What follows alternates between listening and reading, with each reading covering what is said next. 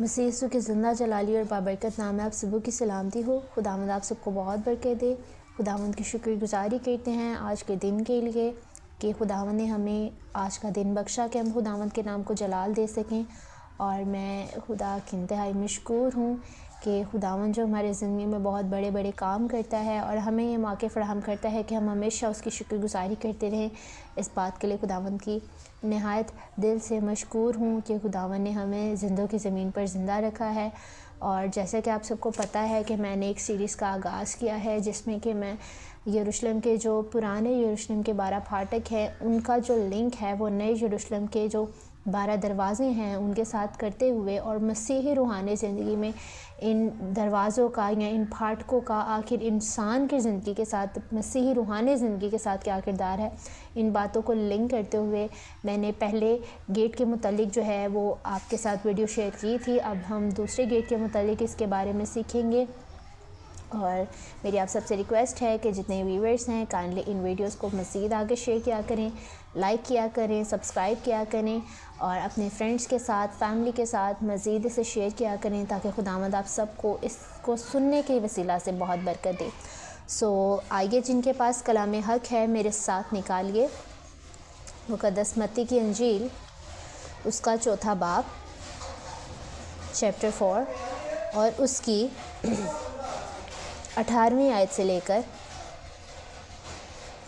20वीं आयत का मुताला मैं आप सबके सामने करूँगी। से यहाँ कुछ यूँ लिखा गया है, कुछ यूँ तहरीर किया गया है अज़ीज़ों। और उसने गलील की झील के किनारे फिरते हुए 2 भाइयों यानी शमाउन को जो पतरस कहलाता है और उसके भाई इंद्रियास को जो झील में जाल डालते देखा, क्योंकि वो माहीगीर थे, और उनसे कहा मेरे पीछे चले आओ तो मैं तुमको आदमगीर बनाऊंगा। वो फ़ौरा जाल छोड़कर उसके पीछे हो लिए। खुदा के पाक कलाम के पढ़े और सुने जाने पर खुदावंद की ख़ास बरकत नाजिल हो। खुदावंद का शुक्र हो। मेरे अजीज़ों, पहले हम लोगों ने सीखा है भेड़ फाटक के मुतालिक। आज हम लोगों ने सीखना है दूसरे फाटक यानी दूसरे दरवाज़े के मुतालिक जिसका नाम है द फिश गेट, मछली दरवाज़ा, मछली फाटक। ये जो दरवाज़ा है इसका जो ज़िक्र है वो हमें नहम्याह 3 बाब उसकी 3 आयत में मिलता है कि दूसरा फाटक जो भेड़ फाटक के बाद बनाया गया वो मछली फाटक था। मेरे अज़ीज़ों, इस फाटक को जब बनाया गया तो इस फाटक पर यरदन और गलील से जो हैं जितने भी मछली का व्यापार करने वाले थे, मछली को पकड़ने वाले थे, माहीगीर थे, जितने भी लोग थे वो सब जो है मछलियों का जो कारोबार करने वाले थे वो सब मछलियां लेकर यहाँ पर आया करते थे। और यहाँ पर दूसरे जो सौदागर थे, ताजर थे, उनके साथ जो है व्यापार किया जाता था मछलियों का। छोटी मछलियाँ अलग, बड़ी मछलियाँ अलग, हर किस्म की मछलियाँ जो हैं वो गलील से और यरदन से पकड़कर यहाँ पर लाई जाती थी। और इस दरवाज़े पर बैठकर जो है वो लोग जो है वो व्यापार किया करते थे, सौदागर जो है वो व्यापार किया करते थे। बाहर के लोग आते और मछलियों को लेते, ख़रीदते, और जो खूबसूरत मछलियाँ होती जो कि आगे मज़ीद खाने में या जैसे भी वो लोग इस्तेमाल करते थे, वो लोग इसका व्यापार जो है यहाँ पर किया करते थे। ये जो है इसको मछली दरवाज़ा या द फिश गेट कहते हैं। मेरे अज़ीज़ों, आपको यहाँ पर एक बात नोट करने की ज़रूरत है, और वो बात नोट करने की ये ज़रूरत है कि जैसे कि मैंने आपको पहले बताया था कि पहले फाटक में यानी कि भेड़ फाटक में हम सब जो हैं वो खुदा की भेड़ें हैं, और उसमें आपके सामने इस बात का ज़िक्र किया गया था कि हमें उस गेट से एंटर होना है, यानी कि यीशु मसीह को जानना है, उसकी पहचान करनी है। पहचान करते साथ ही जब हम पानी से अपने आप को धोकर पाक साफ़ करते हैं यानी बपतिस्मा लेते हैं तो हम मसीही ज़िंदगी पाते हैं। अब जब एक शख्स मसीही ज़िंदगी पा चुका है, एक गेट में से गुज़र चुका है, तो मेरे अज़ीज़ों नेक्स्ट गेट जो है वो है मछली फाटक।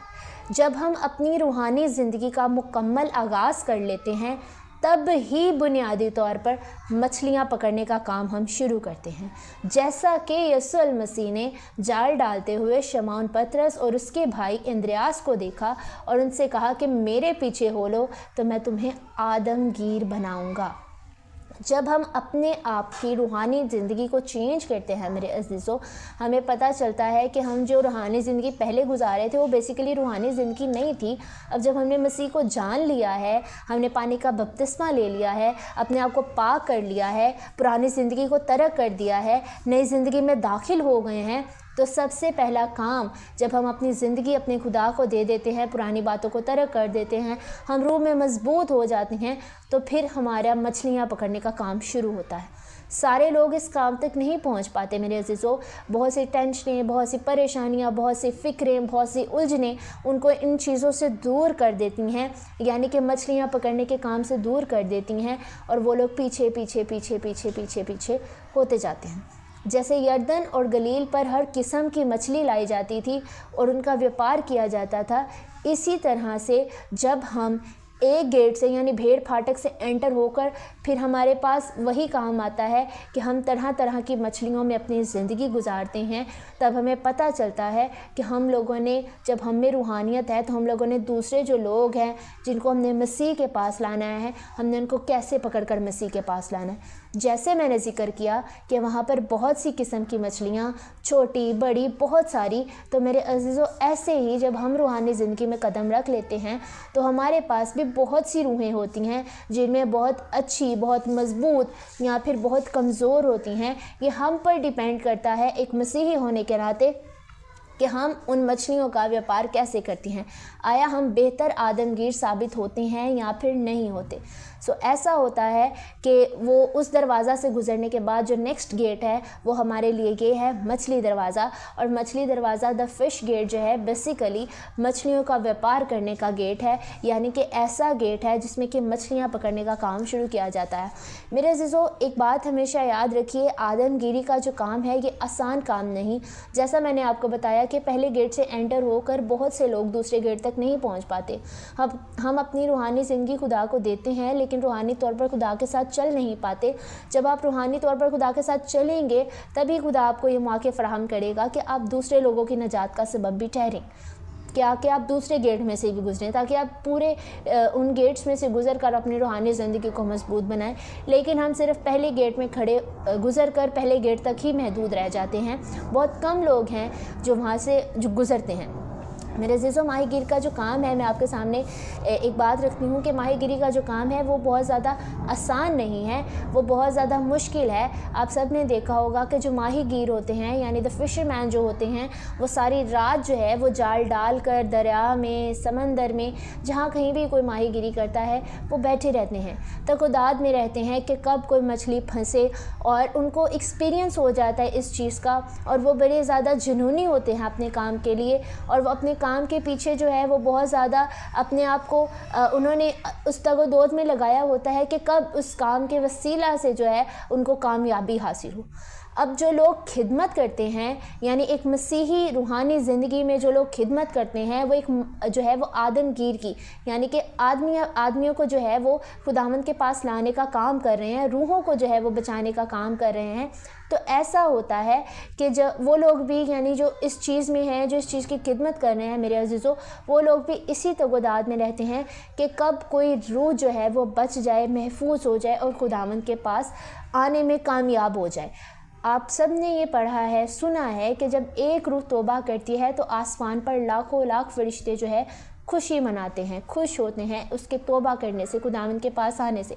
एक दुनियावी मिसाल आपको दे रही हूँ। आप सब ने ये देखा है कि जब मछली जो है उसको पानी से बाहर निकाला जाता है तो वो मर जाती है, लेकिन आदमगीर ऐसी चीज़ है कि जब आप इंसान को मसीह के पास लाते हैं, यानी एक रूह जो है वो आदमगीरी में मसीह को कबूल करती है, तो वो डूबती नहीं बल्कि बच जाती है।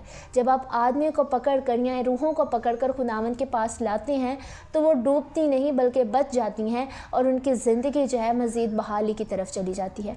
आज हमारे लिए यही अमर है, यही समर है हमारे लिए। इस कलाम के वसीला से हमें यही सीखना है कि हम अपनी ज़िंदगी को इंद्रियास की मानित बनाएं। अगर मैं बात करूं इंद्रियास की मेरे अज़ीज़ों, तो इंद्रियास को एक छोटा माहीगीर कहना वाजिब रहेगा, क्योंकि खुदावंद के कलाम में लिखा है कि खुदावंद ने जब पतरस को देखा तो कहा कि तू कैफ़ा है, और कैफ़ा को मैं अपनी कलीसिया बनाऊंगा। और पतरस को खुदावंद यीशु मसीह के पास ले जाने वाला इंद्रियास ही था। इंद्रियास ने ये काम यानी आदमगिरी का काम जो है सबसे पहले अपने घर से शुरू किया, और ऐसा शुरू किया कि अपने भाई को लेकर यीशु के पास गया और अपने भाई से ये कहा कि हमें क्रिस्तस मिल गया है, यानी मसीह मिल गया है, वो मसीह जिसकी आस में, जिसकी उम्मीद में हम बैठे हुए थे। मेरे अजीज़ों, जब आप अपने घर से ये काम शुरू करेंगे, उस दरवाज़ा में से गुज़रने की कोशिश करेंगे, वो काम जब आपने तौबा कर ली, मसीह में अपनी ज़िंदगी को बसर कर लिया, जब आपने मसीह को अपनी ज़िंदगी दे दी और जब फिर आपने अपना आप मसीह के सामने पेश कर दिया, अब आपके लिए मौका है कि आप अपने इर्द गिर्द रहने वालों की ज़िंदगी को टेस्ट करें कि क्या आपकी तब्दील शुदा ज़िंदगी किसी दूसरे के लिए निजात का सबब ठहर सकती है। तब ही आप लोग मसीह की नज़र में मकबूल ठहरेंगे और आपका वो सफ़र जिस पर आपने पहुंचना है, जिस पर आपने जाना है, यानी उस आखिरी दरवाजे तक, वो रास्ते में कहीं रुकेगा नहीं, कहीं टूटेगा नहीं, बल्कि आप अपनी मंजिल पर गामज़न रहेंगे, रवा दवा रहेंगे। और इसके वसीला से खुदावंद आपको नए यरूशलेम में बाहें खोल कर आपका वेलकम करेगा और आपको हमेशा की ज़िंदगी का ताज देगा। मेरे अज़ीज़ों, इंद्रियास की खिदमत पर अगर मैं बात करूं तो क्या खूबसूरत खिदमत थी उसकी कि उसने पहले ही दिन 3000 लोगों को जो है वो बड़े माहीगीर यानी पतरस के पास ले आया। यानी कि देखिए कि किस कदर खूबसूरती के साथ जब आप आदमगिरी का काम भी करते हैं तो इसमें भी बहुत मेहनत की ज़रूरत होती है। जुनूनी तौर पर आपको इसकी खिदमत, आप लोगों को इसकी तगोदात में रहना पड़ता है कि कब कोई रूह जो है वो खुदावंद को कबूल करना शुरू करे, और इस पर मेहनत करनी पड़ती है। इसलिए अगर आप लोग रूहानी ज़िंदगी को शुरू कर चुके हैं, रूहानी तौर पर मजबूत हो चुके हैं, तो बेहतर यही है कि जब आप पहले गेट से गुज़र गए हैं तो दूसरे गेट में भी जिस तरह खुदा चाहता है कि आप माहीगिरी का काम करें, यानी आदमगिरी का काम करें, तो अपने उस काम में मजबूत रहिए ताकि बाकी के गेट्स में से गुज़र कर भी आप हमेशा की ज़िंदगी के ताज को हासिल करें।